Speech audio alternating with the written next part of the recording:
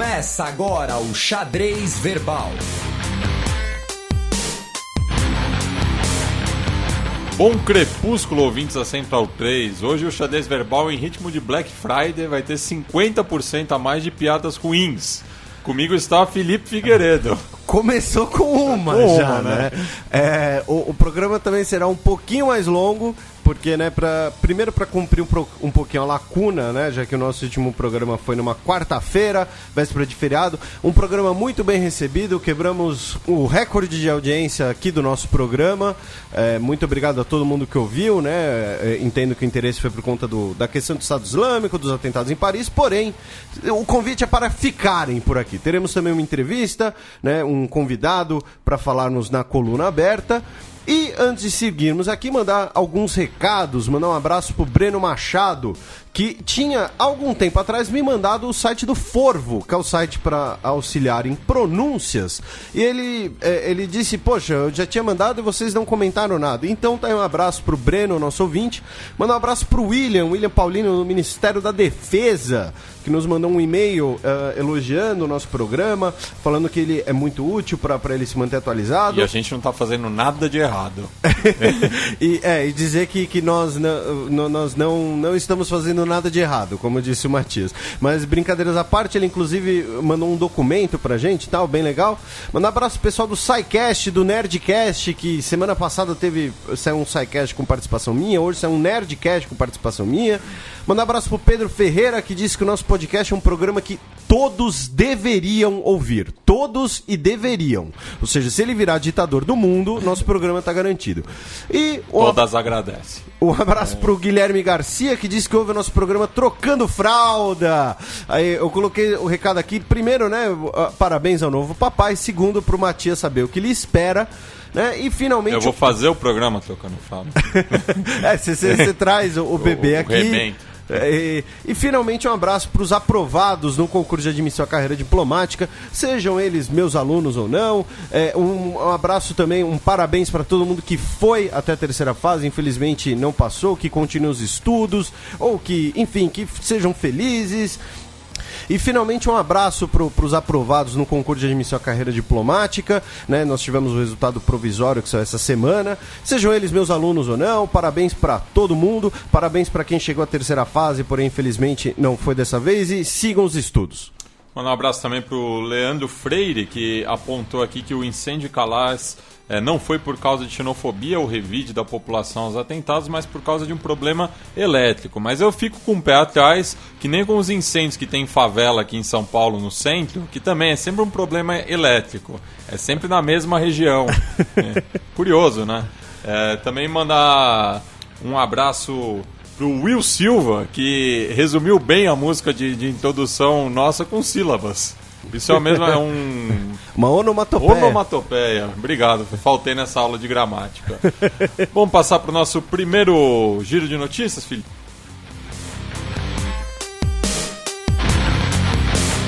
Giro de notícias. Notícia do último dia 20, sexta-feira passada. Polícia do Mali invade hotel e liberta reféns sequestrados. Então, nós tivemos um atentado terrorista, né, no Mali, onde estarão reunidos alguns políticos e diplomatas, já que o Mali vive um cessar-fogo de uma virtual guerra civil. E nós tivemos a polícia invadindo, nós tivemos cerca de 20 mortos, alguns presos. É um assunto que era para, no programa de hoje, ele era para estar em um dos 3 blocos de notícias principais. Porém, como os nossos ouvintes descobrirão daqui a alguns minutos, os turcos inventaram de derrubar um avião russo. E aí não deu. Mas para cumprir essa lacuna, o que acontece? O que aconteceu no Mali tem uma relação indireta com o que aconteceu na França. Né? O Mali é um país com presença militar francesa, nós tivemos apoio de extremistas nisso. Eu fiz um pequeno vídeo sobre isso lá no canal do YouTube do Xadrez Verbal, né? Fica sendo uma espécie de complemento do programa de hoje, então vão lá dar uma olhada, fica aqui o registro da notícia do Mali. Notícia do último dia 22, domingo passado. Deslizamento em mina de Jade deixa cerca de 100 mortos em Mianmar. Essa é para os fiscais de tragédia, né? Bandeira do Mianmar ninguém coloca. Nós tivemos, né, um abraço para todo mundo que trabalha nessa indústria extremamente perigosa como a da mineração, né? Na América Latina, talvez o caso mais simbólico seja dos mineiros chilenos, os 33 mineiros. Os 33 mineiros chilenos que ficaram mais de um mês, não foi? Sim. Praticamente presos debaixo da terra. Ainda bem que no Brasil não acontece nenhum problema com mineração, né? Então, nós tivemos também um caso que parece que aconteceu em foi um acidente Gerais, natural, né? Teve um narrador que falou isso, né? Um desastre natural. Um narrador de futebol brasileiro. Realmente, quando você tira muito minério da terra... causa um desastre natural. Mas, enfim, voltando aqui à notícia, né? E para quem não pegou, né? Nós estamos nos referindo à tragédia em Mariana, que não foi um desastre natural. Nós tivemos aí 100 mortes em Mianmar, que antiga Birmânia, que em sempre inglês, bom lembrar. Em inglês se escreve Burma. E uma mina de Jade, pra quem não sabe, né? Jade não é apenas... Jade era o nome de qual princesa mesmo? Tinha uma princesa chamada Jade, de alguma história da Disney, não tinha? Você fez uma cara dessas, Nossa. Mas tudo bem, daqui a pouco você vai ter um bebê, você vai ter que descobrir. Mas enfim, então fica aí o registro dos 100 mortos, cerca de 100 mortos em Mianmar, num deslizamento em uma mina. Na China também costuma ter muita morte em mineração, e normalmente até por uma questão de falta de segurança, condições precárias de trabalho, então fica aí o registro. Também do dia 22, Colômbia concede indulto a 30 guerrilheiros presos das Farc. Então, nós estamos aqui nesse processo de paz, né? Já comentamos nos últimos programas. Pretende-se aplicar o cessar-fogo a partir de 1º de janeiro de 2016. Tem a discussão sobre o plebiscito na Colômbia, uma constituinte. E, para falarmos melhor disso... nós pretendemos fazer um programa especial daqui a algumas semanas pretendemos, né, esperamos um convidado para falarmos um pouquinho mais da Colômbia. Então fica o registro de que esse processo de paz já está em curso, ou seja, né, tivemos aí o perdão da pena de 30 guerrilheiros que já estavam presos. Também do dia 22, Crimeia fica sem energia após Ucrânia interromper fornecimento. Então, de novo, né, a gente falou dos acidentes, você falou, né, dos problemas elétricos sempre suspeitos. Uma grande torre de energia, né, de cabos de fornecimento de energia que ligava o sistema de energia da Ucrânia à Crimeia caiu devido a um acidente esses dias, e cerca de 2 milhões de pessoas na Crimeia ficaram sem luz. Porém, especula-se que elas foram derrubadas por um grupo nacionalista ucraniano, né, em protesto contra a anexação da Crimeia pela Rússia. Inclusive, na torre derrubada tinha uma bandeira ucraniana gigantesca, né? Então foi um acidente que não apenas derrubou uma torre, como confeccionou uma bandeira. É um acidente sobrenatural, quase esse. E aí já foi declarado estado de emergência.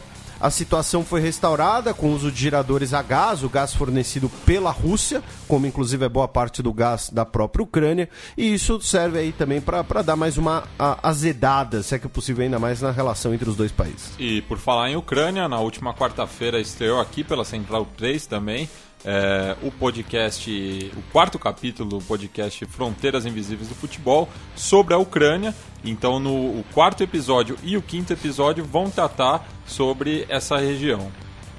O primeiro sobre o período pré e durante a União Soviética, e o segundo já com a independência da Ucrânia e essa questão da Crimeia. E aí é quando falaremos do Shevchenko, já que teve um cara comentando dizendo um absurdo a gente não falar do Shevchenko. Sendo que Calma, bicho. Sendo que o programa acabou na década de 1980, mas enfim, okay. Só um protesto.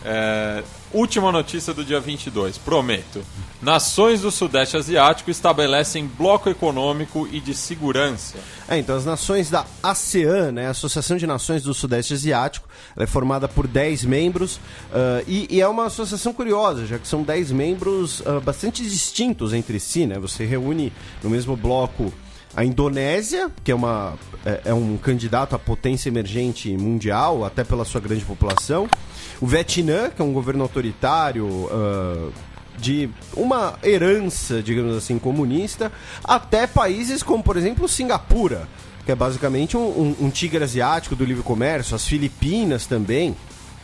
estabeleceram aí um tratado, um esboço, digamos assim, para criar um movimento de livre comércio, de livre circulação de capital, numa área que calcula-se que a soma da produção será de 2,6 a soma desse comércio, desculpem, será de 2,6 bilhões de dólares. E a população desses 10 países somadas, segundo a notícia do O Globo, ela é mais de 600 milhões de pessoas. Ou seja, é uma área relativamente pequena, muitas ilhas, porém uma população mais que o dobro da população brasileira. Né? Então, fica aí, vamos ver o que dá. Inclusive, o Obama esteve presente. E a política comercial dos Estados Unidos, desde o século XIX, ela tem um foco muito grande no Pacífico. Né? Então, é de interesse muito grande dos Estados Unidos e de interesse, o que choca, digamos assim, um pouco com os interesses da China na região. Mas vamos ver o que isso vai dar. Vamos passar agora para a coluna aberta, na qual o Felipe entrevistou o Cláudio Ângelo, do Observatório do Clima, já que nesse próximo domingo, dia 29, teremos a COP21 em Paris. Coluna aberta. Na coluna aberta de hoje estamos com Cláudio Ângelo, do Observatório do Clima. Cláudio, muito obrigado por aceitar nosso convite aqui do Xadrez Herbal. Dia 30 agora nós teremos o início da Conferência do Clima em Paris, a COP21, que é muito comum para a gente que lida com política internacional, relações internacionais, pensarmos nos interesses dos países, pensarmos numa questão mais política, mas pensando numa visão sobre o clima, sobre o meio ambiente, o que precisa ser feito na COP21? Bom, para entender a Conferência de Paris, é preciso a gente voltar um pouco no tempo e entender tudo o que aconteceu nos últimos 20 anos de negociação de mudança climática, desde a aprovação da Convenção do Clima das Nações Unidas, em 92, aqui no Rio de Janeiro.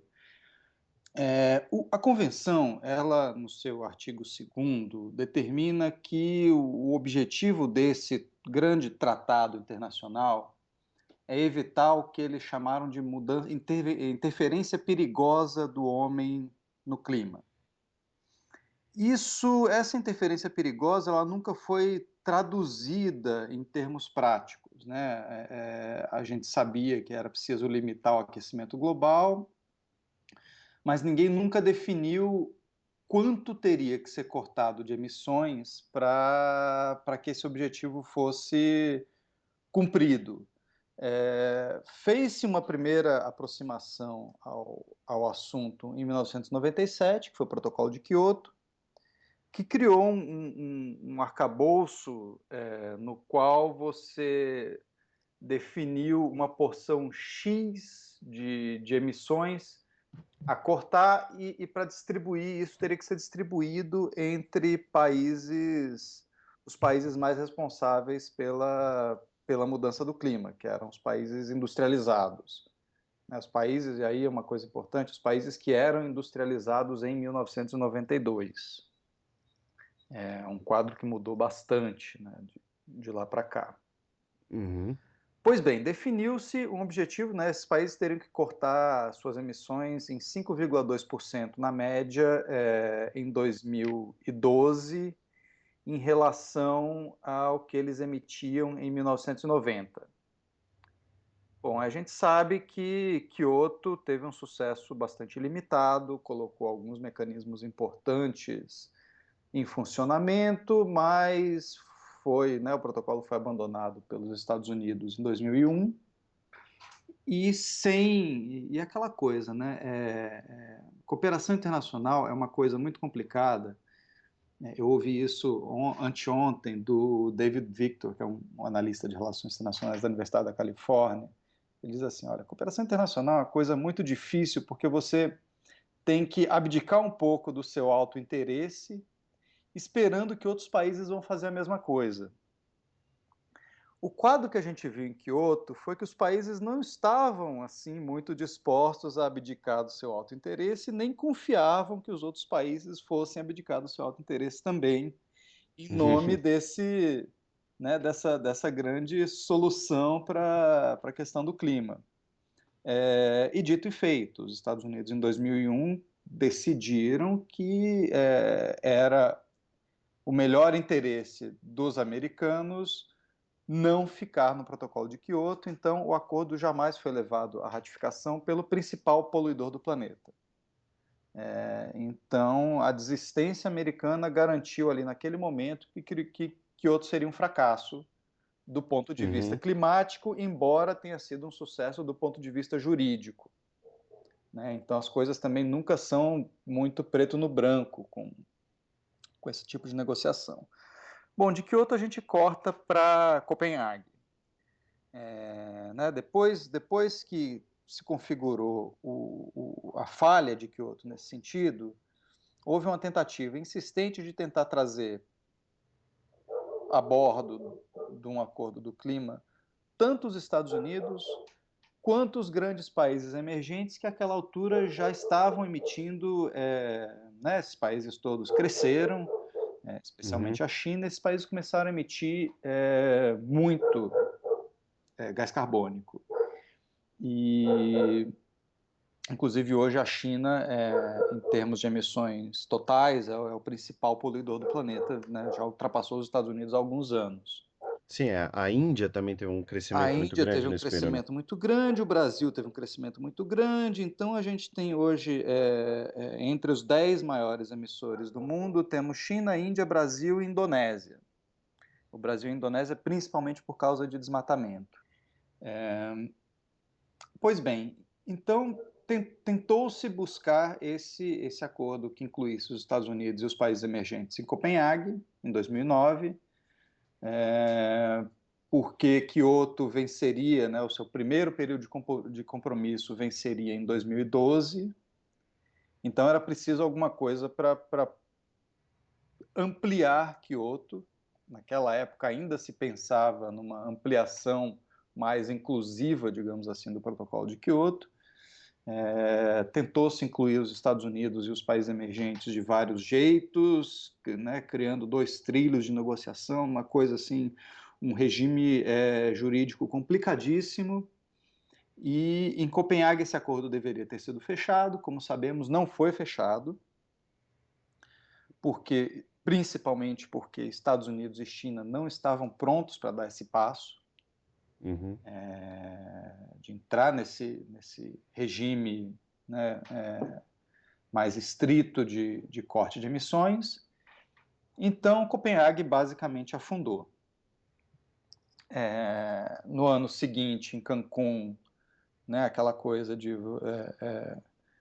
voltemos à prancheta de desenho, e desde então tem se buscado um outro desenho para esse acordo do clima, até que em 2011, na Conferência de Durban, que foi a 17ª Conferência das Nações Unidas, os países decidiram que, olha, nós não vamos mais buscar esse acordo para 2020, que seria o próximo período de compromisso de Quioto, nós vamos adiar a ação, mas buscaremos, e aí o Brasil foi importante, porque a formulação de texto que permitiu que isso acontecesse foi dada pelo embaixador brasileiro Luiz Figueiredo, que depois viria a ser chanceler do Brasil.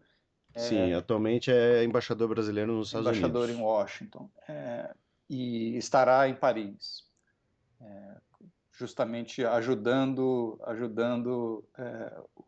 os negociadores lá a buscar esse tipo de formulação, a fazer mediações e quebrar impasses, mas fecha esse parêntese.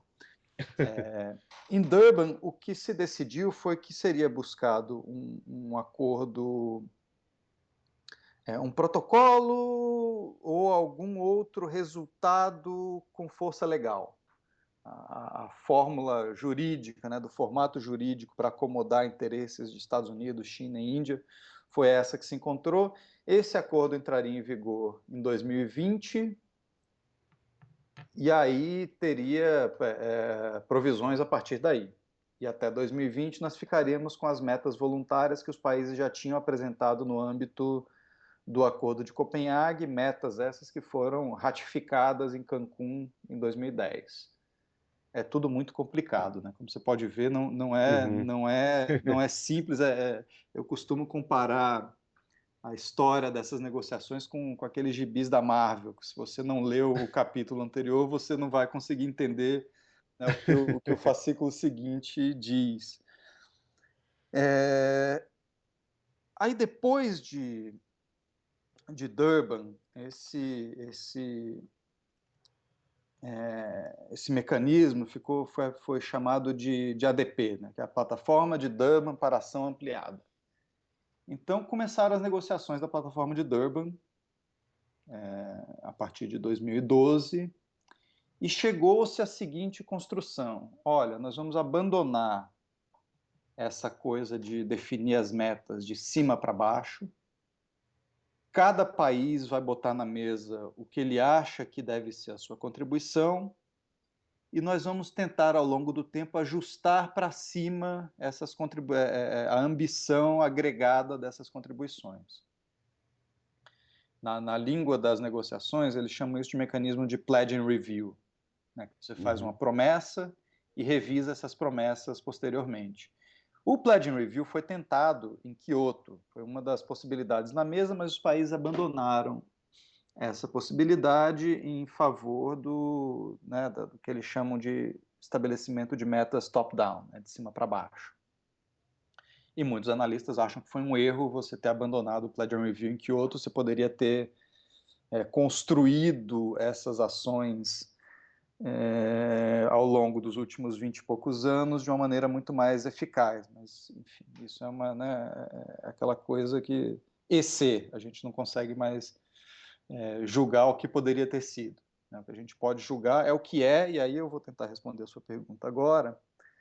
O que precisa acontecer em Paris? Bom, primeiro, existe pouca dúvida de que Paris vai chegar a um acordo. Toda a movimentação internacional vista, sobretudo ao longo do último ano, o clima internacional está muito favorável à obtenção de um acordo em Paris. Então você teve passos bilaterais importantes que foram dados, você teve um acordo significativo entre Estados Unidos e China, que assinado em novembro de 2014, que tirou da frente o principal obstáculo que causou o fracasso de Copenhague. Então, os dois principais poluidores do mundo estão de acordo em que você deve ter medidas de controle de emissão. A importância disso não pode ser subestimada. Você teve entendimentos entre Brasil e Alemanha sobre florestas, entre Brasil e Noruega sobre florestas também, entre Estados Unidos e Índia. A União Europeia, que é o outro poluidor muito importante, né, depois de Estados Unidos e China, é o principal, considerando o bloco dos 28, é o principal emissor, está mudando efetivamente o modo como usa e consome energia. E uma amostra disso foi que as emissões agregadas da UE caíram 5,4% em 2014. Então, todos os grandes atores, desta vez, estão a bordo. Então, a possibilidade de que haja um acordo em Paris é praticamente total. Né? Além disso, com a decisão de você ter metas voluntárias e cada país aportaria suas contribuições do jeito que lhe parecesse mais adequado, você conseguiu pela primeira vez, uma coisa muito importante é que o Acordo de Paris ele é pela primeira vez também um acordo aplicável a todos. Quer dizer, todos os países do mundo vão ter que dar algum tipo de contribuição. E isso foi acordado em Durban. Então, neste momento, agora, e às vésperas da conferência, né, que ela começa, ontem a ONU tomou a decisão de começar no dia 29, no domingo. A abertura seria dia 30, mas eles resolveram antecipar porque eles justamente estão querendo ganhar tempo na negociação. Perfeito. Obrigado até pela correção aqui na introdução. Mas foi uma coisa que foi decidida ali de última hora, né? O anúncio foi feito ontem mesmo. Pois bem, hoje você tem metas, né, que eles chamam de contribuições nacionalmente determinadas pretendidas, né, INDC, na sigla usada pela ONU. Mais de 160 países já colocaram suas intenções na mesa, inclusive o Brasil. E você tem hoje mais ou menos 90% das emissões no mundo cobertas por algum tipo de meta.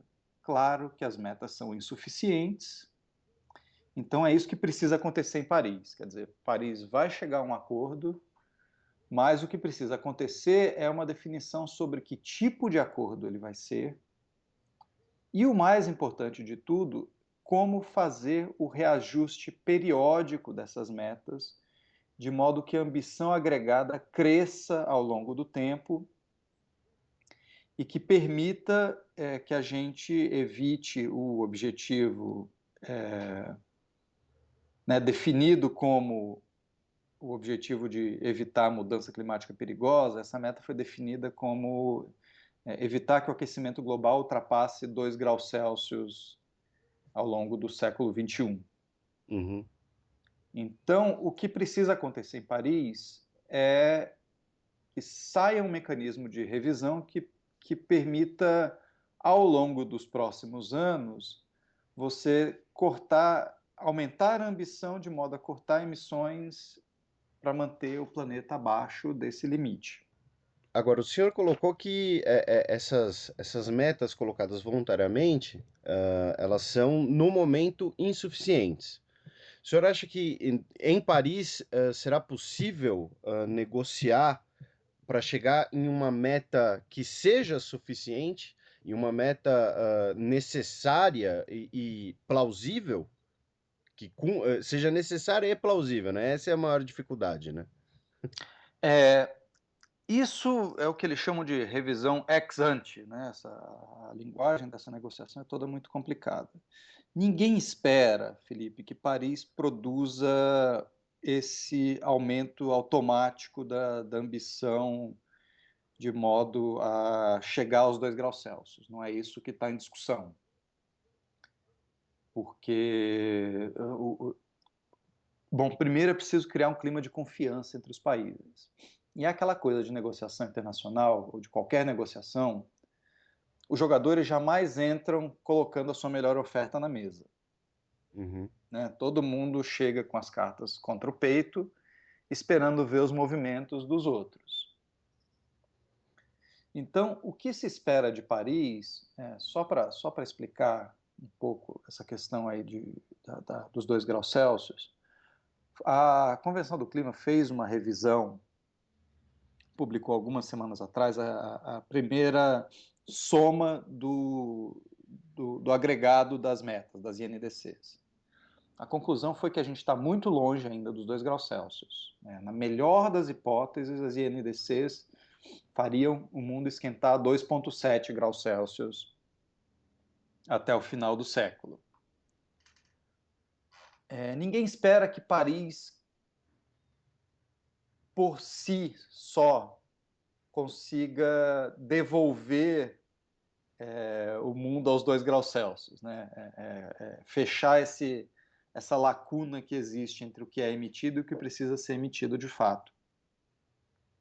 O que se espera de Paris é que ela crie, né, que a conferência e o acordo que vai ser produzido no final dessa conferência criem as condições para essas revisões periódicas que permitam que a gente fique no limite dos 2 graus Celsius. E falando aqui um pouco mais a parte mais de análise, até né, no início da sua explanação e né, nessa retrospectiva, o senhor colocou que o clima para Paris está muito bom, todos estão ansiosos, dispostos. A sua expectativa para a COP21, ela é otimista, negativa? Enfim, ou infelizmente podemos até ter outro adiamento? Qual é a sua expectativa para a COP21? Olha, na verdade, a minha expectativa para a COP21, e aí é uma opinião pessoal minha, não é uma opinião do Observatório do Clima. Deixando claro. Eu acho que Paris vai chegar a um bom resultado. porque todos os elementos que estão na mesa conduzem a isso, inclusive, o que é uma coisa que parece bobagem, mas não é, o tamanho do texto base de negociação. O texto base de negociação para a Conferência de Copenhague tinha quase 300 páginas, às vésperas da Conferência de Copenhague. É impossível você negociar um texto desse tamanho num período, enfim, em qualquer período, mas principalmente num período de 2 semanas, que é quanto dura uma Conferência do Clima. O texto base do Acordo de Paris tem 55 páginas. Quer dizer, até nisso, a maré para um acordo em Paris está favorável.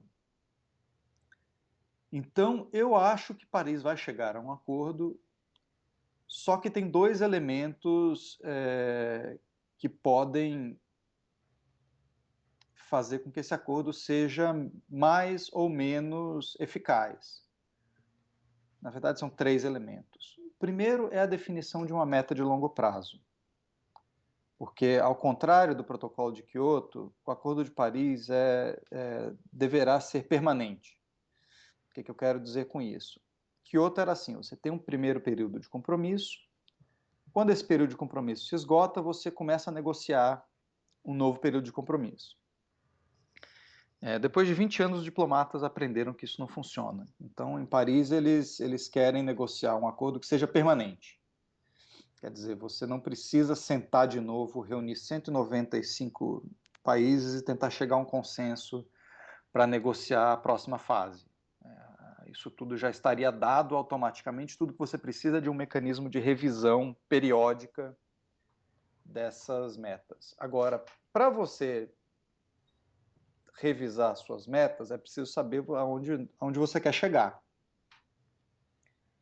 E então, por isso, é preciso definir o que nós queremos, ao fim e ao cabo, né? O que nós queremos com o Acordo do Clima. E aí tem várias opções no texto, e uma delas, que é particularmente o que a sociedade civil tem favorecido, é você chegar em 2050 com 100% de energias renováveis ou com o que eles chamam de neutralidade de carbono. Quer dizer, em 2050, portanto, daqui a 35 anos, a humanidade em seu conjunto não poderá emitir mais CO2 do que é sequestrado, por exemplo, por crescimento de florestas. Então, o balanço, as emissões do planeta têm que ser nulas. Existem opções no texto para essa visão de longo prazo. É super importante que isso seja definido e muito bem cercado. Então, esse é o primeiro elemento. O segundo elemento é justamente essa revisão periódica das metas. É uma revisão que precisa começar, e aí tem vários estudos que têm mostrado isso. Essa revisão precisa ser feita já a partir de 2020. O primeiro reajuste de ambição tem que ser feito antes do acordo entrar em vigor, porque senão vai ficar caro demais você cortar as emissões do tanto que você precisa para manter o aquecimento abaixo de 2 graus Celsius. Então, meta de longo prazo, visão de longo prazo e ciclo de revisão são 2 elementos fundamentais. O terceiro elemento fundamental, e aí é onde o caldo tem alguma chance de entornar em Paris, é a questão do financiamento. Porque os países ricos têm argumentado que, bom, veja bem, o mundo mudou muito de 1990 para cá e hoje nós temos países que antes eram nações em desenvolvimento entre os países mais ricos do planeta, notavelmente alguns países árabes. Então, os países desenvolvidos têm, ao mesmo tempo, se recusado em colocar mais dinheiro na mesa para financiar o combate à mudança climática nos países pobres e tentado expandir a base de doadores de dinheiro para esse combate, né, nos países pobres, incluindo países emergentes. Os países emergentes têm dito que, olha, se a conversa for nesses termos, a gente não topa. Então esse é o principal fator aí que pode fazer a negociação degringolar em Paris, a questão das finanças. Precisa ficar de olho. Aproveitando que o senhor tocou nesse ponto, essa questão de ficar muito caro e essa relação entre desenvolvimento e meio ambiente, né? Inclusive a nova agenda da ONU, né, para 2030 é justamente a agenda do desenvolvimento sustentável. Toda essa discussão, essa questão das responsabilidades comuns, porém diferenciadas, são parte essencial do discurso brasileiro, da posição brasileira nessa discussão climática. Para a gente encerrar aqui, como é que o senhor avalia a posição brasileira nas conferências do clima e especialmente agora pensando na COP21? Olha, a posição brasileira ela tem sido sempre de uma ponte, né? O Brasil ele vê a si mesmo como um mediador entre os interesses do G77, que é o Bloco das Nações em Desenvolvimento, e os interesses dos países ricos. Obviamente, o Brasil é, do ponto de vista da Convenção, um país em desenvolvimento, um país grande, né, de renda média, do qual tem se esperado sempre maiores contribuições, financeiras inclusive.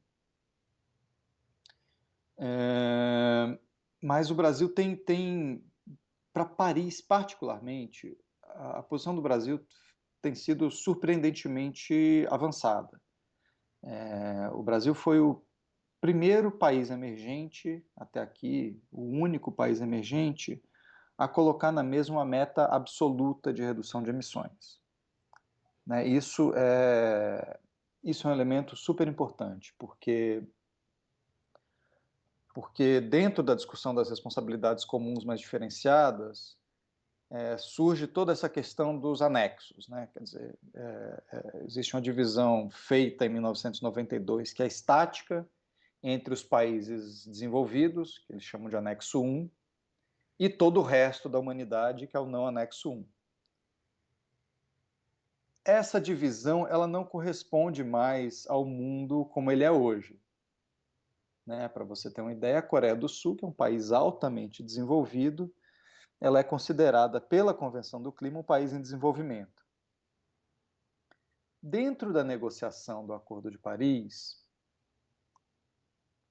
os países em desenvolvimento foram requisitados a colocar metas de corte de emissão na mesa, mas essas metas não precisavam ser necessariamente absolutas, quer dizer, você ter um corte de emissões em relação a um determinado ano, nem precisavam valer para toda a economia. A Coreia do Sul, espertamente, colocou uma meta relativa, quer dizer, ela projeta quanto seriam as emissões dela em 2030 e fala, olha, dado que seriam as minhas emissões se eu não fizesse nada, eu vou reduzir em X as minhas emissões. Obviamente, isso tem muita gente que chama isso de estelionato, porque você pode projetar quanto você quiser as suas emissões por ano que você quiser, levando em conta, né, critérios diversos. Você infla o crescimento do seu PIB e você pode dizer que você cortou muito em relação ao que seria emitido. E foi exatamente isso que o Brasil fez com a meta voluntária que apresentou para o Acordo de Copenhague em 2009. Quer dizer, a gente projetou que o nosso PIB cresceria 5% ao ano, portanto, a gente ia cortar 36% a 38% das nossas emissões e ia fazer muita coisa. Sabemos que, embora o Brasil tenha feito um corte importante de emissões, isso não mexe em nada na economia real, porque, bom, primeiro porque o PIB não cresceu, né, ao contrário, a gente está em recessão, e segundo porque o que foi cortado mesmo foi desmatamento na Amazônia, que é uma atividade que não tem impacto nenhum na produção de riqueza no Brasil. Então, dessa vez, o Brasil fez diferente. O Brasil dá um exemplo para os países emergentes ao propor um corte absoluto de emissões em 2025 de 37% em relação aos níveis de 2005. Faz isso para toda a economia, que também é importante. E tão importante quanto tudo isso, o Brasil também coloca uma meta indicativa, né, uma meta absoluta para 2025 e uma meta indicativa para 2030. O que o Brasil quer dizer com isso? Nós apoiamos um ciclo de revisão de 5 anos do Acordo do Clima. Então, isso tudo é fundamental porque cria um constrangimento, primeiro para os países em desenvolvimento, né, os países emergentes, que é a parte rica do mundo em desenvolvimento, para parar com o estelionato e colocar metas absolutas na mesa. Ponto 1. Ponto 2, retira dos países desenvolvidos o argumento de que, poxa vida, mas vocês, países em desenvolvimento, não estão fazendo tanto quanto poderiam, portanto, nós também não vamos fazer tanto quanto nós deveríamos. Então, essa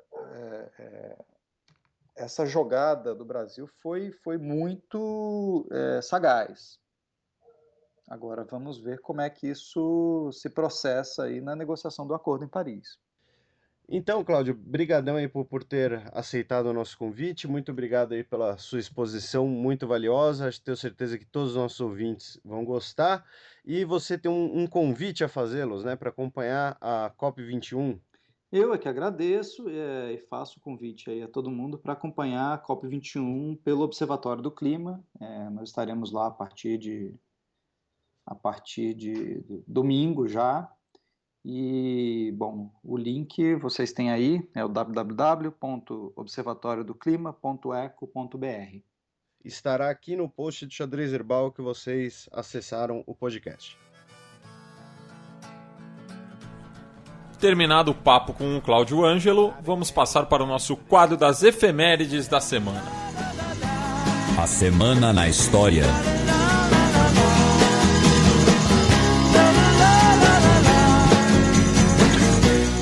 Dia 24 de novembro de 1835, há 180 anos atrás, eram criados os Texas Rangers. Eles foram criados como a primeira força da República do Texas, então a República Provisória do Texas, né? Já contamos essa história aqui, o Texas era parte do México, se separou, virou uma república independente e depois se juntou aos Estados Unidos.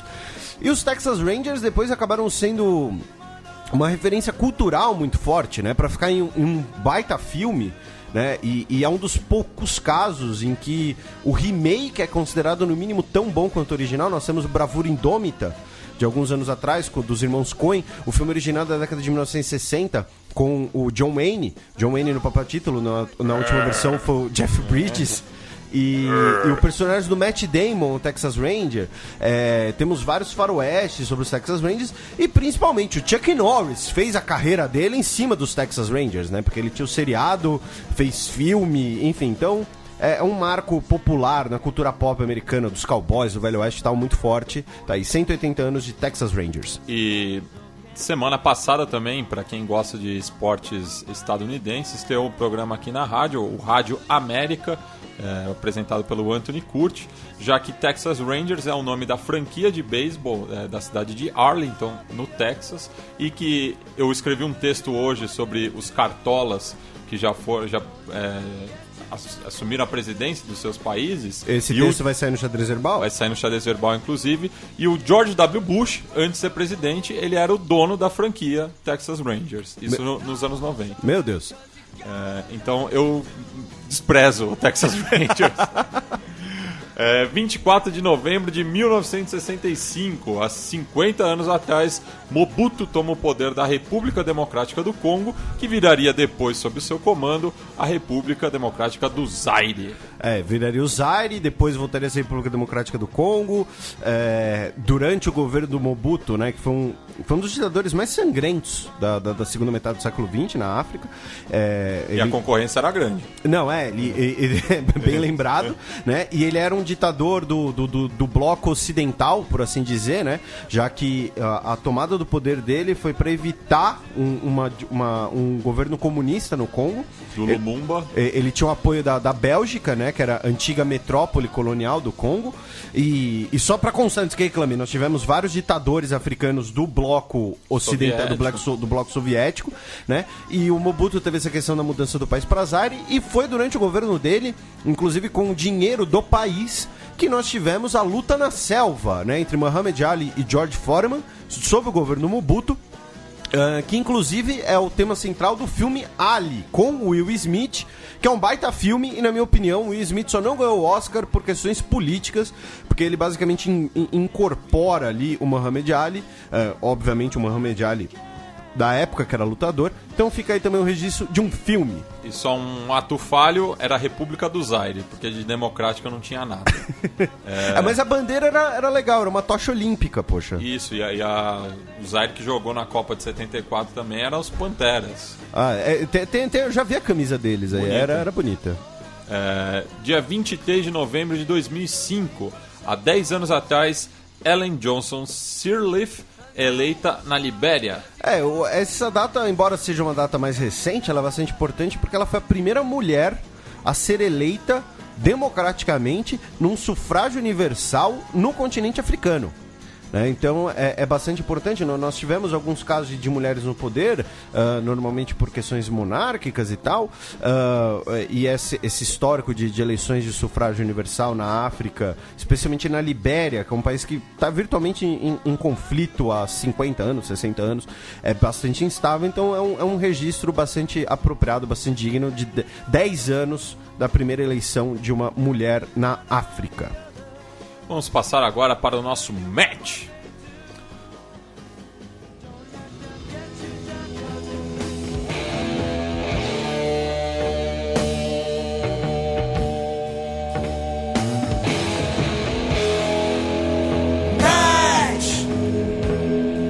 No último domingo, Maurício Macri foi eleito o novo presidente da Argentina. E pediram o seu coro no Twitter, porque você disse que o Scioli quer ganhar. Sim. O senhor disse isso. Eu disse isso. Tá gravado. Tá gravado, eu não tô negando.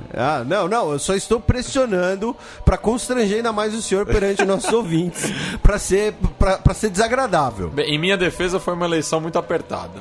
Não, isso sim. Foi mais apertada que Dilma e Aécio, sim, proporcionalmente. Então, vamos lá.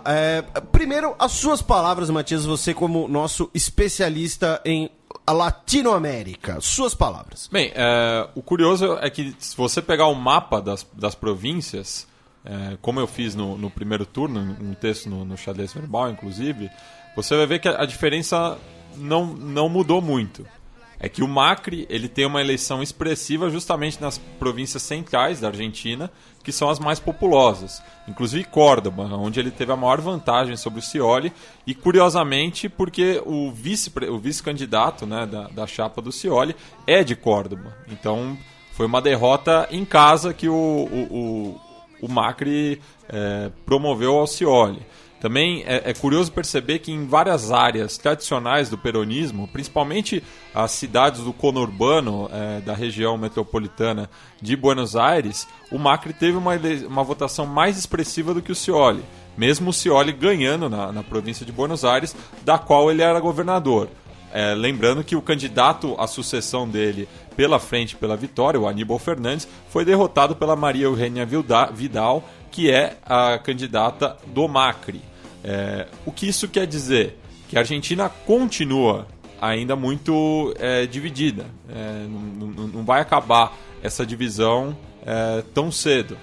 Ainda mais, e curioso pensar por isso do ponto de vista ideológico, porque as políticas, principalmente na área econômica, de ambos os candidatos, são muito parecidas. Dizem que o Macri, o Scioli trabalhou com essa campanha do medo, né? Inclusive a vice-candidata, a vice-presidente agora eleita, a Gabriela Micheletti, ela fala isso, né? Que ela faz uma comparação da campanha do Scioli com a campanha da Dilma, com a campanha da Dilma, dessa questão do medo, da privatização. Só que o Scioli nunca foi um candidato muito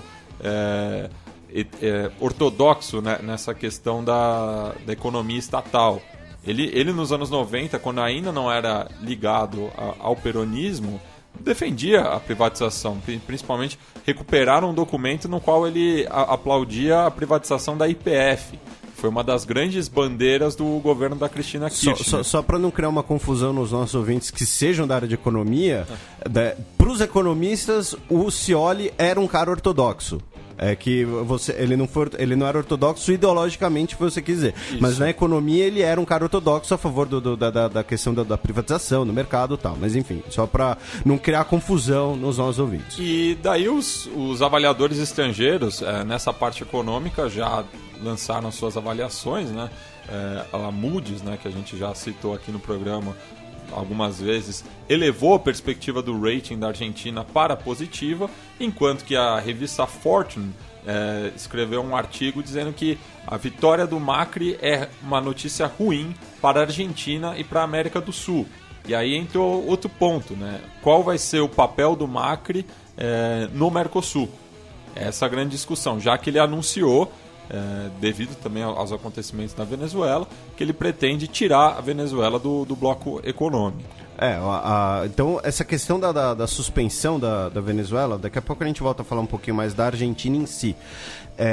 Existe uma cláusula democrática, né, no Mercosul, que é o Tratado de Ushuaia, de 92, salvo engano. Vou até conferir aqui daqui a pouco, para inclusive os meus ouvintes ceacedistas não ficarem bravos comigo. Porém, nós temos essa cláusula de que o protocolo de Ushuaia foi assinado em 98. Desculpem, viu, já estava falando bobagem.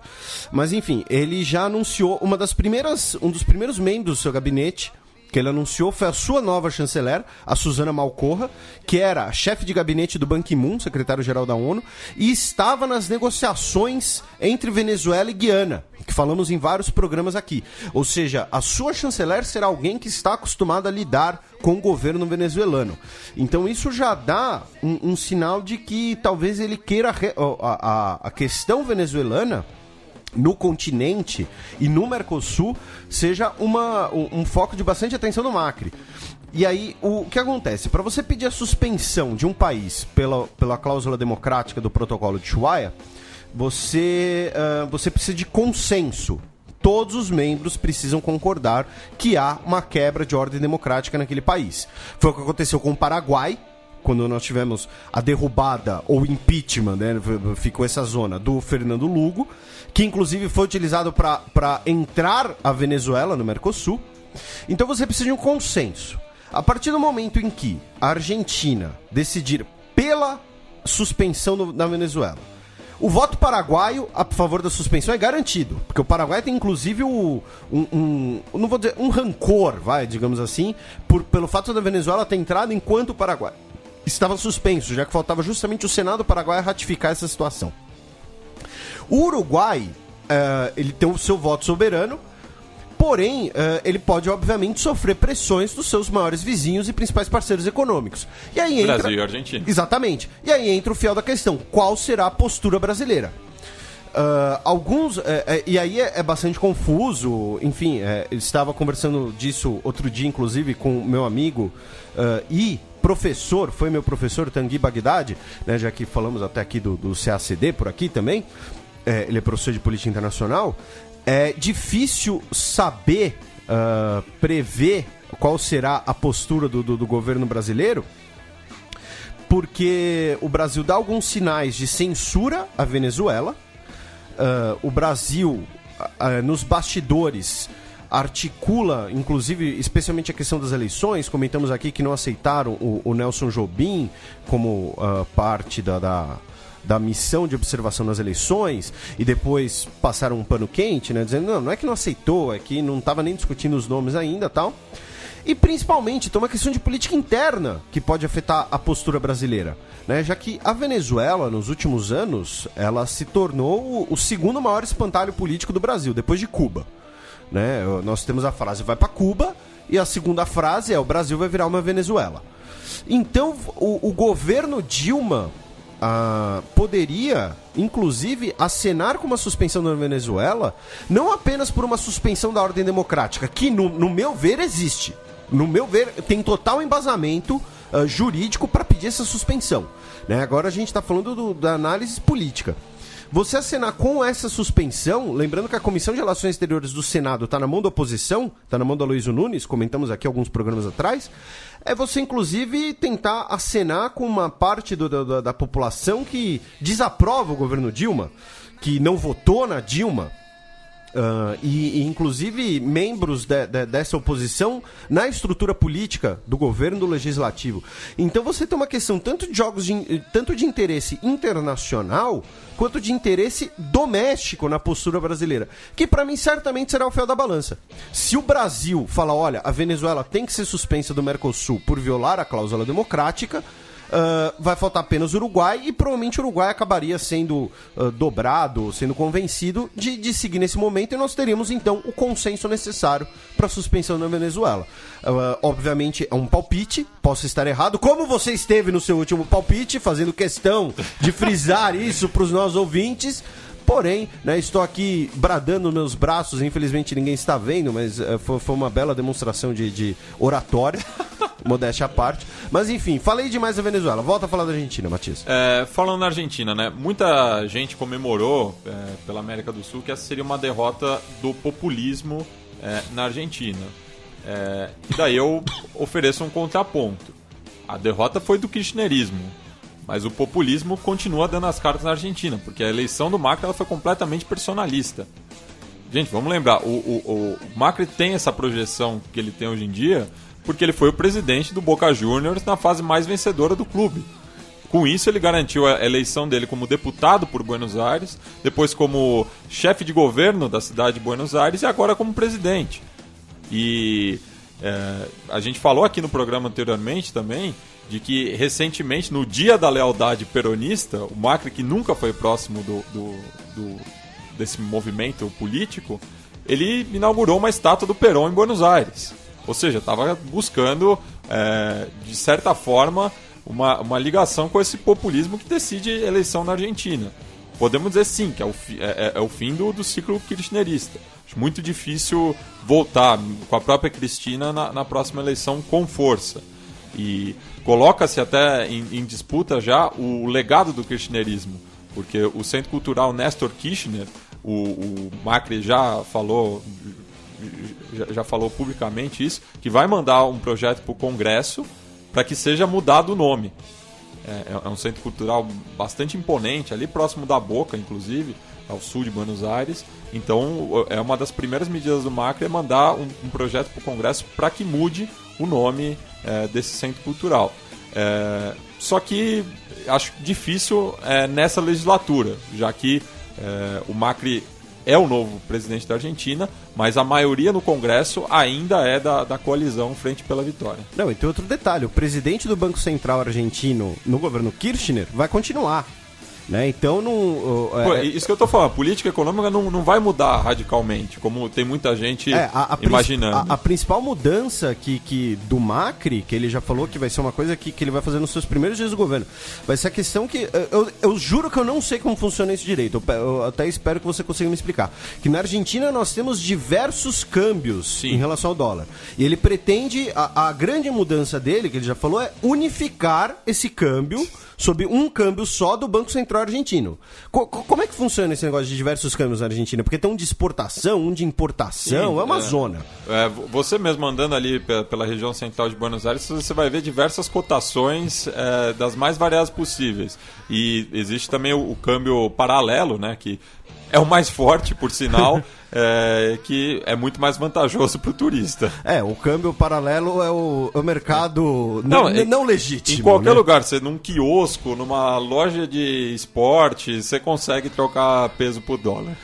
E tem essa questão, né, de que o dólar vai ter um valor quando o produto argentino é exportado, mas para importar ele tem outro valor. É uma coisa meio louca mesmo. E isso ainda é um resquício dos anos 90, né, com a lei de convertibilidade do ministro Domingo Cavallo, isso em 91, e ele seguiu também no governo Fernando de la Rúa, o que prova também que do menemismo para a volta da União Cívica Radical, na figura do Fernando de la Rúa, não houve uma ruptura econômica, como muita gente imagina, e assim como agora. E lembro novamente, tanto o Macri quanto o Scioli são não herdeiros, mas são ligados politicamente ao Menem. Os dois eles surgem nesse período. E o Menem, que se considerava o ápice do peronismo, né? Sim, mas peronismo neoliberal. Justamente contradizendo o peronismo que, na sua raiz, se considera nacional e popular. Como você já disse, peronismo pode ser basicamente qualquer coisa, né, gente? E para encerrarmos essa questão aqui da eleição no nosso vizinho, a questão das relações Brasil-Argentina, né? Porque saindo um pouco da questão do Mercosul, que obviamente interfere nisso, né? Porém, ali a gente pensou no jogo político dentro do Mercosul. O Macri já declarou também que a primeira visita que ele vai fazer como chefe de Estado será o Brasil. E a Dilma anunciou que pretende estar na posse dele, Sim. né? E isso é algo muito, muito simbólico, né, nas relações políticas internacionais. Você estar presente na posse, um chefe de Estado na posse do outro. E a posse do Macri é daqui a pouco, é 10 de dezembro, né? Sim, e o Lula, inclusive, fez campanha para o Scioli, citando o ex-mandatário no Brasil. Então nós teremos uma visita da Dilma à Argentina, nós teremos logo depois a visita retribuição. O Macri vindo ao Brasil como presidente argentino. A Dilma telefonou para o Macri pouco depois do resultado, sei lá, parece coisa de meia hora depois que saiu o resultado. A Dilma já ligou para o Macri para parabenizá-lo. E alguns analistas acham que a relação Brasil-Argentina, a relação comercial, pode melhorar muito, porque justamente por conta dessa unificação da cotação do dólar, né? E o Brasil é o maior parceiro comercial da Argentina. Se você somar importações e exportações, o Brasil é o número 1 na pauta argentina. Então, o Brasil conseguir aumentar ainda mais sua participação na economia argentina, talvez possa ser algo muito bom e que pode ser ajudado por essa questão da cotação do dólar, já que o Brasil não costuma fazer negócios estrangeiros em pesos. Usa a moeda doméstica dos países em poucos casos, e um desses poucos casos foi de Cuba, que deu muita polêmica e tal, mas enfim, não veio ao caso. Lembrando que a maior parte da indústria branca no Brasil é exportada para a Argentina. O que é curioso, já que eles têm aquela tomada impossível de colocar. Claro que é adaptado, mas... mas enfim. Mais considerações, meu caro Matias? Encerro por aqui sobre a Argentina. Então vamos passar para o cheque.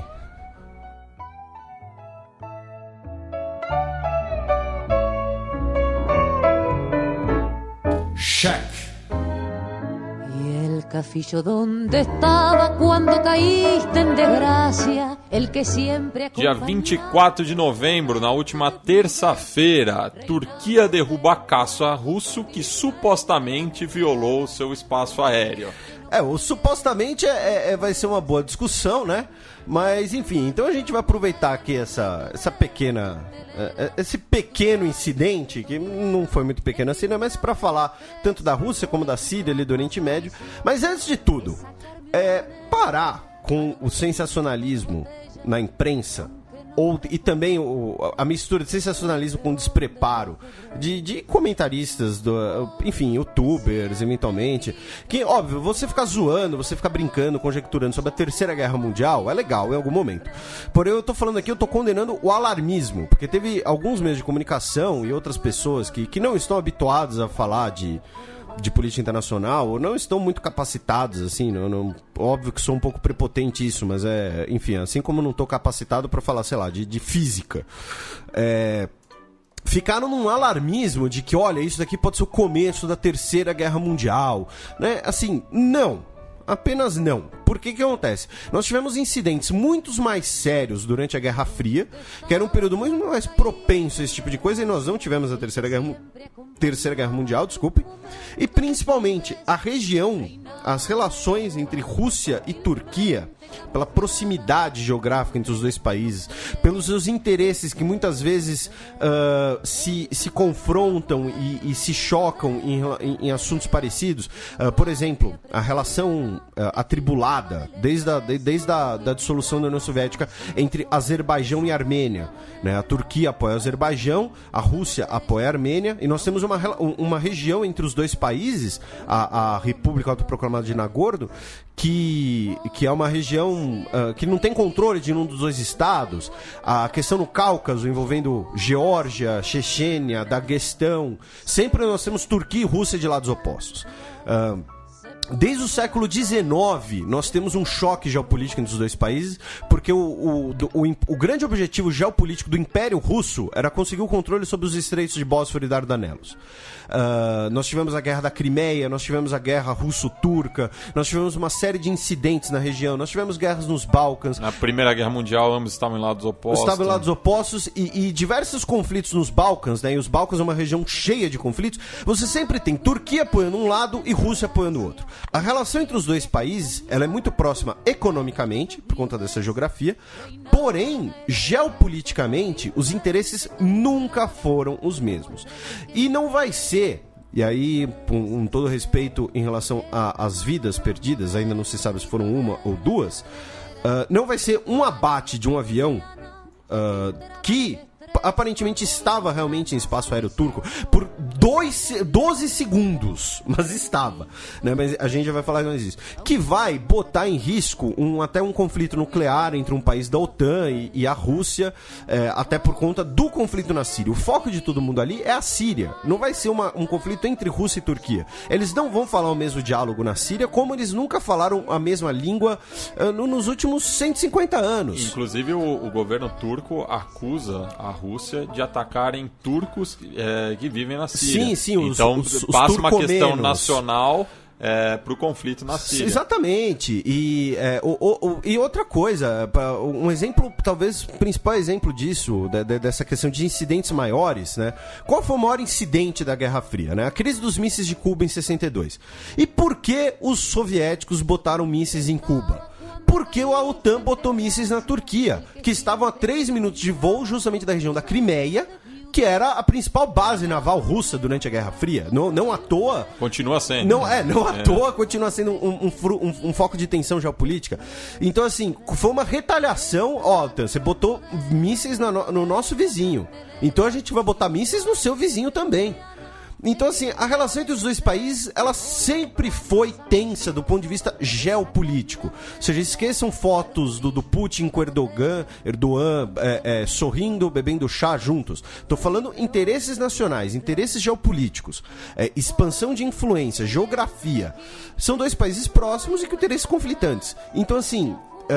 fica aqui essa breve retrospectiva histórica, mas para parar esse sensacionalismo, seja ele por canalice, seja ele por incompetência, com o perdão da palavra, de que, nossa, vai ser a Terceira Guerra Mundial, os russos malvados, os turcos malvados, OTAN malvado, alguém é malvado. Mas enfim, vamos voltar aqui pro caso concreto então.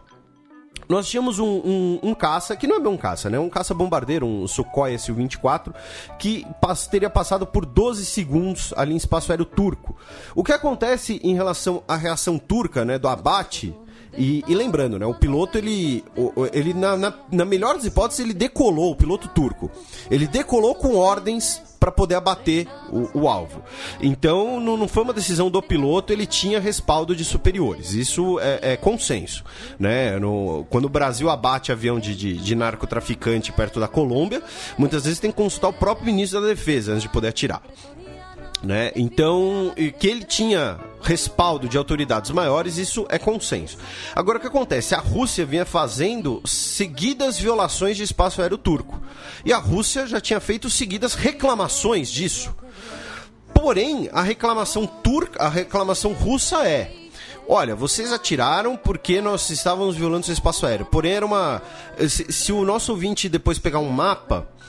vai ver que tem uma pequena pontinha de Turquia para dentro da Síria, digamos assim, e ali era uma rota de passagem apenas. E a Rússia fala: olha, vocês abateram um avião nosso sabendo que ele não era uma ameaça. Isso que é o principal. Ele não era uma ameaça.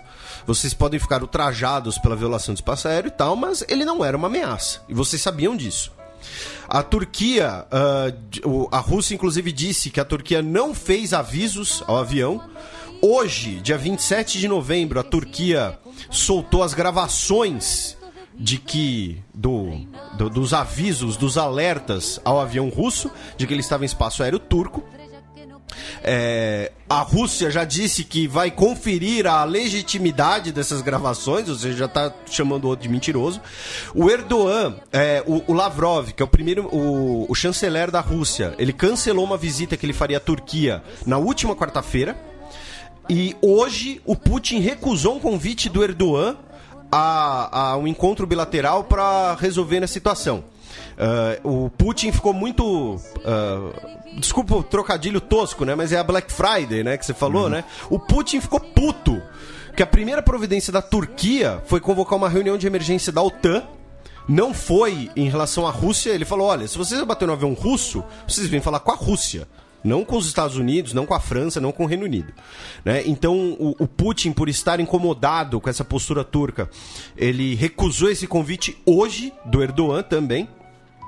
E uma coisa muito curiosa, né? Nós tivemos o abate do avião, um piloto foi capturado por rebeldes sírios, entre aspas, oposição moderada, que também é alvo dos ataques russos e que tem apoio da Turquia, seja pela OTAN, seja por vias extraoficiais. Esse piloto foi capturado e morto.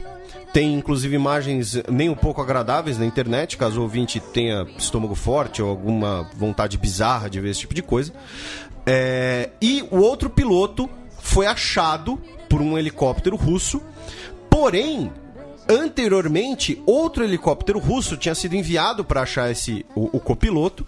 Esse helicóptero foi abatido pelos rebeldes sírios e tem imagem do abate, e os caras estão usando armamento americano. Eu até comentei isso no meu Facebook, pra quem segue lá o perfil, segue os posts públicos. Eu falei disso lá no vídeo, assim, óbvio, né, a maioria das pessoas nem vai reparar nisso.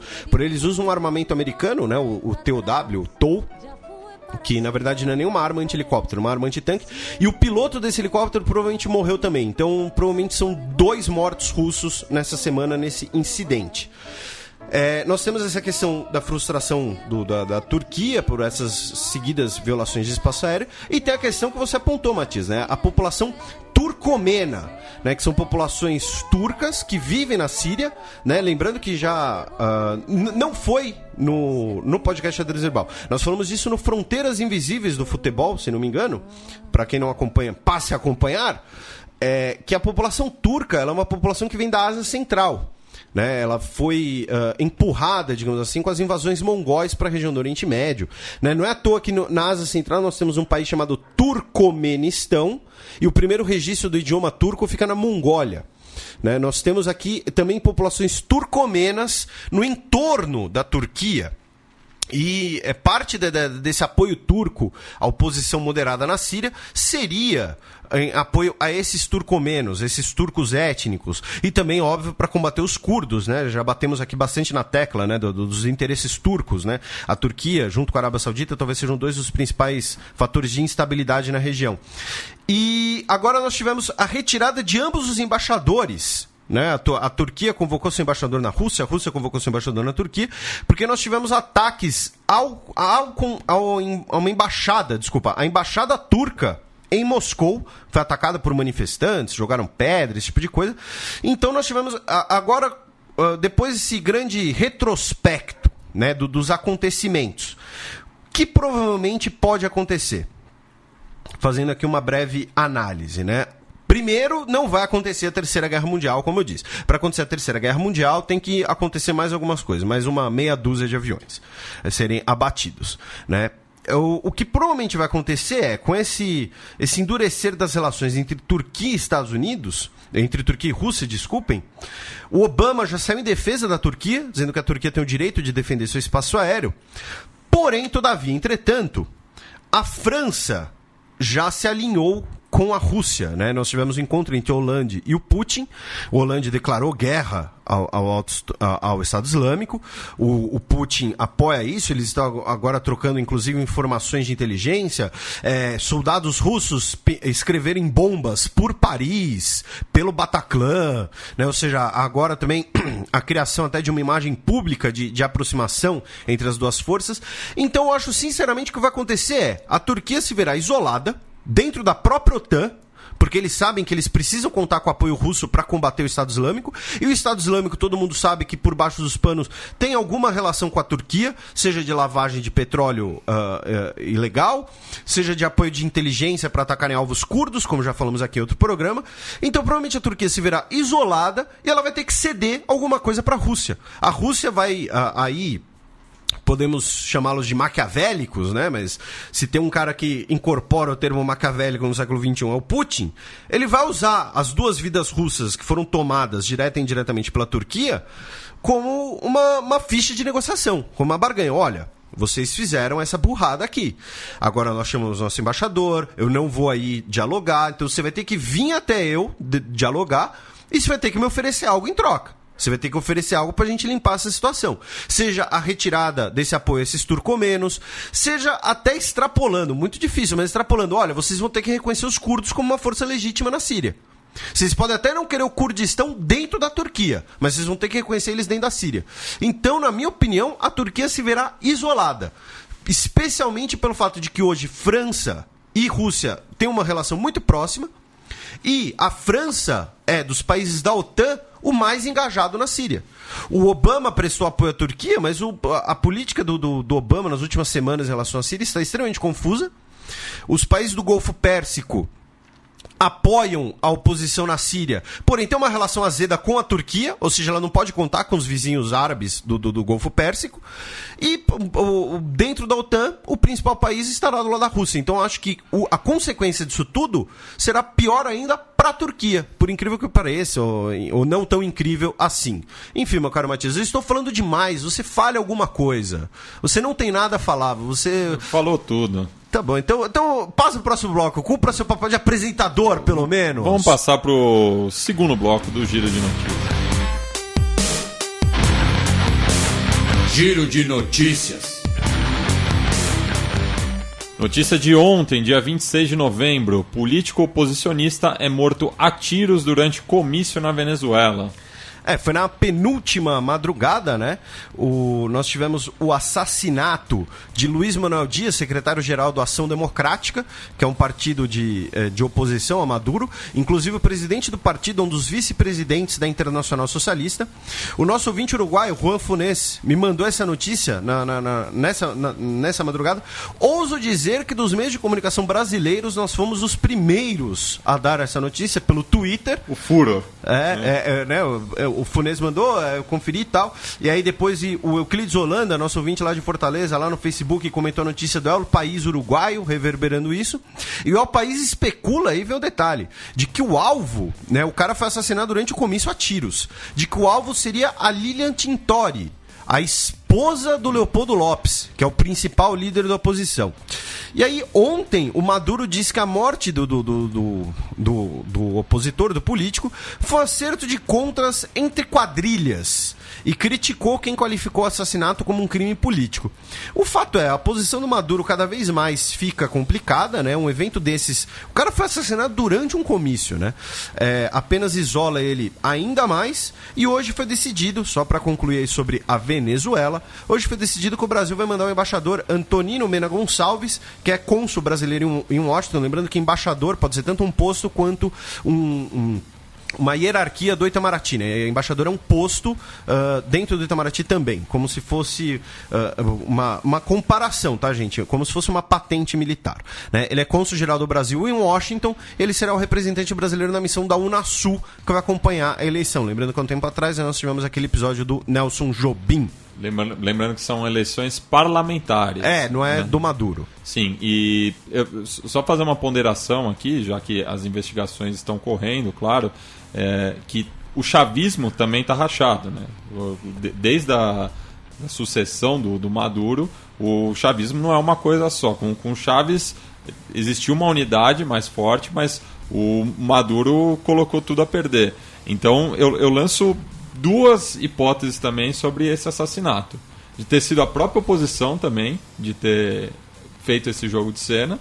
Não descarto essa possibilidade, pelo visto, como as coisas estão... Seu conspiratório. Vão te xingar nos comentários. Pode xingar, mas é que nem o hashtag, o incêndio do hashtag. Não se provou nada ainda, por isso que eu lanço essa ponderação. E também pode ser a oposição chavista que cometeu esse crime justamente para o Maduro perder força. Entendi. E pode ter sido o próprio Maduro também. Essa é a teoria mais provável.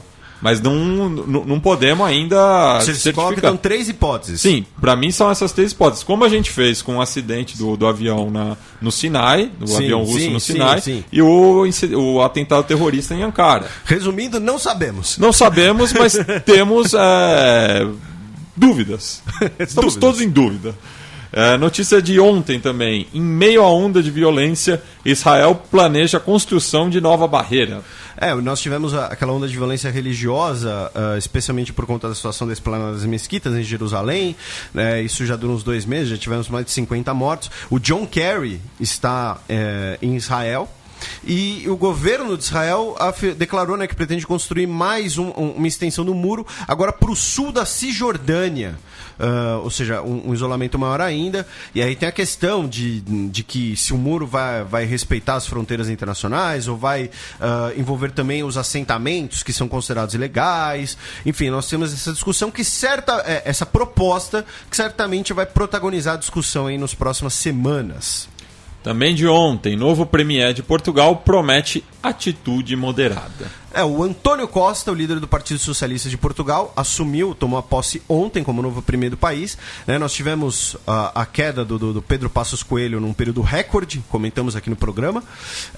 E pelo fato do parlamento português estar extremamente rachado e o governo do António Costa depender também de uma coalizão dos partidos de esquerda, uma coalizão que nunca tinha acontecido em muito tempo, embora eu acho muito difícil que eles vão quebrar o recorde do Passos Coelho, que caiu em 12 dias, especula-se também que o governo do António Costa corre um risco de não durar muito, já que qualquer racha interno que eles tiverem, qualquer discordância interna a essa coalizão, já acaba com a pequena maioria do Partido Socialista e pode encerrar também prematuramente esse novo governo. E aí fica nessa coisa do parlamentarismo, de que vai ter um revezamento de governo. Breaking News, notícia de hoje. Dilma cancela a ida para Japão e Vietnã e baixa decreto bloqueando gastos. A Dilma hoje, ela baixou um decreto bloqueando cerca de 10 bilhões de reais por questões de reclamações do TCU, Tribunal de Contas da União, alguns questionamentos jurídicos, porém a política interna do país não costuma ser o foco do programa. Só que parte desse corte de custos envolveu a sua próxima viagem internacional, que a Dilma vai a Paris participar da COP21, e de Paris ela ia ao Japão, para a cerimônia que marca o mesmo aniversário da imigração japonesa para o Brasil, que nós tivemos inclusive a presença de um dos príncipes japoneses aqui, como reverberamos por aqui. E ela também iria ao Vietnã, já que o Vietnã hoje é um país que exporta muito para o Brasil, já que o Vietnã hoje é um grande polo têxtil. Comunista. Só que a indústria têxtil do Vietnã tem qualquer coisa menos comunista, Inclusive, acho que a Nike, que tá praticamente, colocou tudo praticamente no Vietnã, Só que isso já foi obviamente criticado, porque embora seja um corte de custos, nós temos primeiro o risco de uma perda comercial, que é uma coisa que o Alexandre Porto Vidal, o diplomata colunista da Folha, sempre fala, que você economizar com Itamaraty às vezes representa uma perda maior no futuro. E no caso do Japão ainda causa um certo constrangimento, digamos assim, já que você pode apenas adiar a visita da Dilma ao Japão. Espero que seja isso, que seja feito. Porém, causa um certo constrangimento, já que você cancela uma viagem que seria uma viagem do ponto de vista cerimonial muito importante, do ponto de vista simbólico muito importante. Ainda mais para a monarquia japonesa, que atenta a esses detalhes. Tem a história de que quando o príncipe estava aqui, a Dilma atrasou 20 minutos e que para eles isso é considerado imperdoável e tal. Enfim, então nós temos a questão do cancelamento das duas viagens. Então a Dilma vai...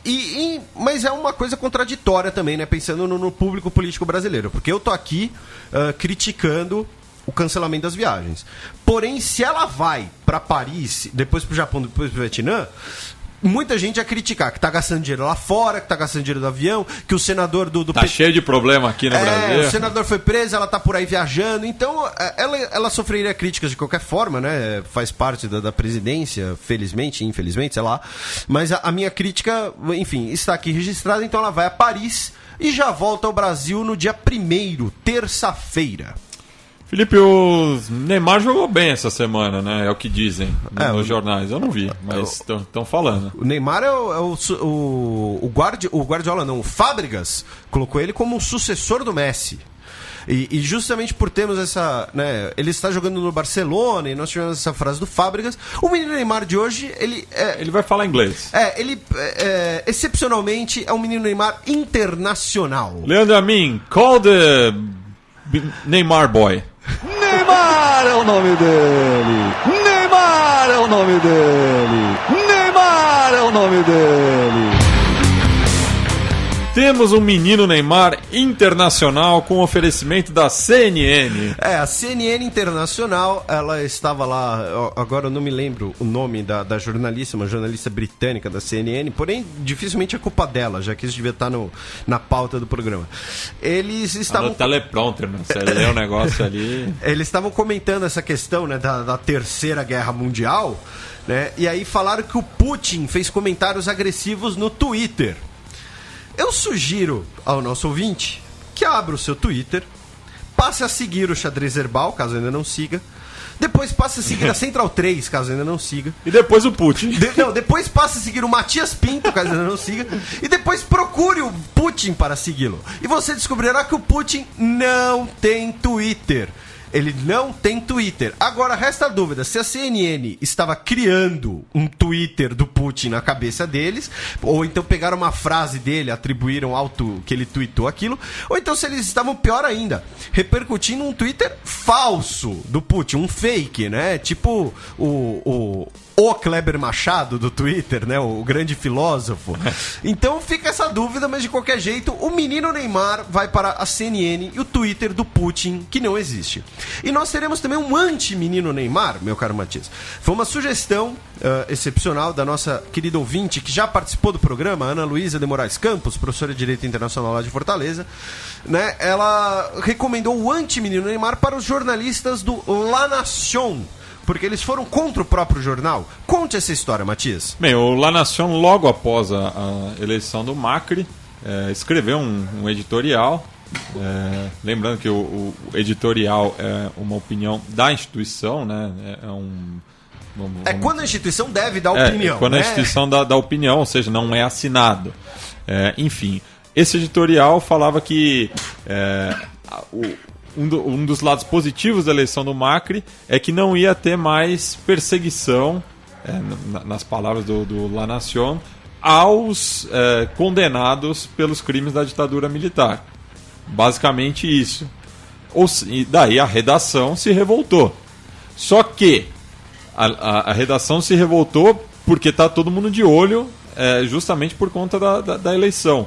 Mas não é a primeira vez que o La Nation escreve um editorial nessa linha,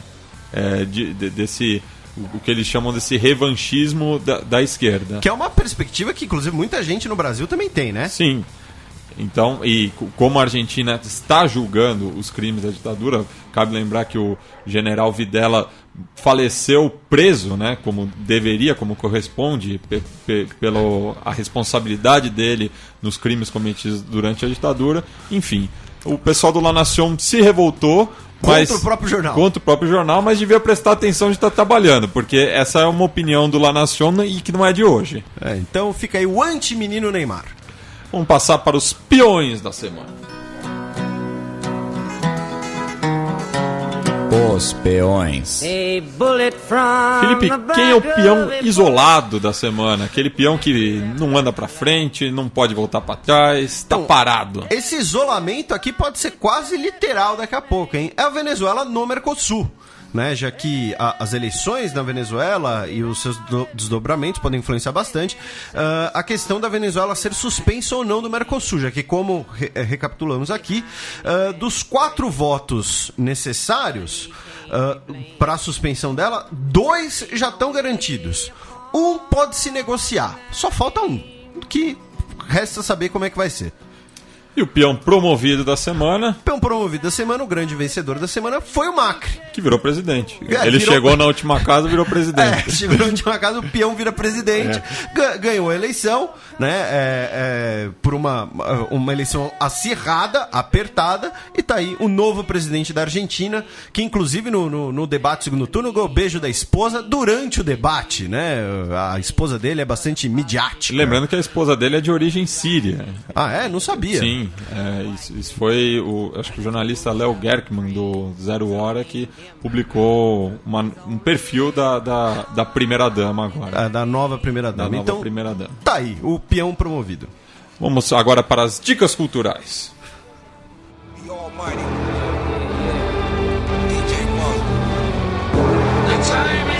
Sétimo selo.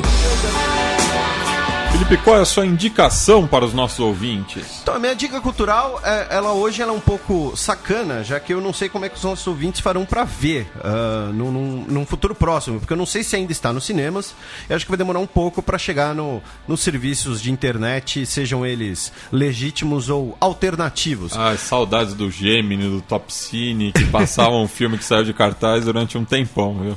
Fica aí a dica, o filmaço dirigido pelo Spielberg com o roteiro dos irmãos Coen, estrelado pelo Tom Hanks, o Ponte de Espiões, que se passa durante a Guerra Fria, que, como nós estávamos falando, né, na parte entre Rússia e Turquia, eu falei, durante a Guerra Fria aconteceram incidentes muito piores. Dois desses incidentes são pano de fundo desse filme. A derrubada do Gary Powers, um piloto americano, sob território russo. Ele pilotava um avião espião na Rússia, foi preso pelos russos, e a prisão de um espião russo, soviético, nos Estados Unidos. Né, o caso do penny oco, né, que ficou conhecido, porque ele usava uma moeda oca, uma moeda de penny oca para compartilhar as informações. O Leandro e a mim tá rindo de uma maneira... eu sei o que passou na cabeça dele. Então tudo bem, você que compreende a cabeça do nosso querido Kreuzebeck. Então fica a dica, Ponte de Espiões, é um baita filmaço, assistam. E a minha dica é a música lançada ontem pela cantora Mia, chama Borders, fala justamente sobre essas questões fronteiriças no mundo, uma música atual, mas atemporal ao mesmo tempo, já que ela, que é de origem do Sri Lanka, né? A família dela é do Sri Lanka e o pai dela, inclusive, foi desaparecido na guerra civil do país. Por isso que o nome artístico dela é Mia, porque é um acrônimo de Missed in Action. Ela que nasceu como Matandi Maya Arupragasan. Espero que a pronúncia esteja certa. Ela que é de origem tamil, que é uma das muitas etnias do Sri Lanka. Então ela lançou esse trabalho na semana passada, música de trabalho do novo disco dela, que está sendo lançado, que chama Matadada. Então fica aí o registro para mais risos do nosso Kreuzebeck. Encerramento. Fechando aqui o programa, né, como sempre, comentários, dúvidas, perguntas, fique à vontade, podem mandar lá no e-mail xadrezverbal@gmail.com. Sigam o Xadrez Verbal no Twitter, se inscrevam no canal do YouTube, e falando no YouTube, não se esqueçam, caso vocês queiram mais algumas palavras, mais alguma reflexão sobre o que aconteceu no Mali na semana passada, vão lá no canal, que o último vídeo foi sobre isso, um vídeo curtinho, tranquilo, só eu ali falando algumas bobagens, como sempre. Então é isso, valeu, até semana que vem. Então encerramos com Mia Borders.